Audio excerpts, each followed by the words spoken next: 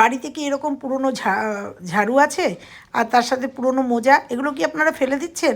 ফেলে না দিয়ে আজকের ভিডিওটা দেখুন, তাহলে ভিডিওটা আপনার জন্য।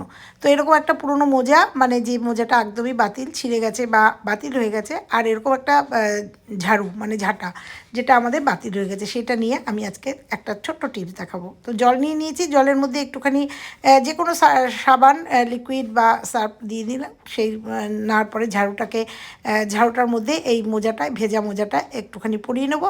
পরিয়ে নেওয়ার পরে দেখো তোমাদের একদম অসাধ্য কাজ একদম সাধন হয়ে যাবে। মাঝখানে মাথার উপরটা একটু কেটে নিলাম, কেটে নেওয়ার পরে এই মোজাটা জাস্ট এই ঝাঁটাটার মধ্যে পরিয়ে দেবো, এই ঘর ঝাঁটাটার মধ্যে পরিয়ে দেবো।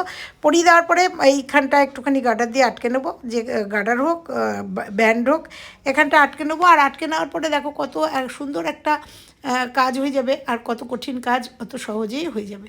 তো এটাকে ভালো করে আটকে নিলাম যাতে এটা খুলে না যায়। আর আটকে নিয়ে নেওয়ার পরে আমরা কি করব, দেখতে থাকো। ভীষণ উপকারী একটা টিপস তোমাদের সঙ্গে আজকে শেয়ার করতে চলেছি। তো চলো এটা এবার কি করব। আমরা অনেক সময় অনেকে খাটের নিচে আমাদের যায় না, ওই মোছার হাতও যায় না, আবার মপগুলোও যায় না, সেক্ষেত্রে খাটের তলাটা আমরা কিভাবে পরিষ্কার করব। এইভাবে যদি আমরা ঝাড়ুর মধ্যে মোজা লাগিয়ে নিই, যেখানে যেখানে আমাদের হাত যায় না বা মপ যায় না, সুন্দর করে পরিষ্কার করে নিতেই পারি। তো দেখো কিভাবে আমি পরিষ্কার করে নিচ্ছি আর কত সহজ হচ্ছে। কেমন লাগলো টিপসটা? ভালো লাগলে লাইক কমেন্ট শেয়ার করো, আর চ্যানেলে নতুন হলে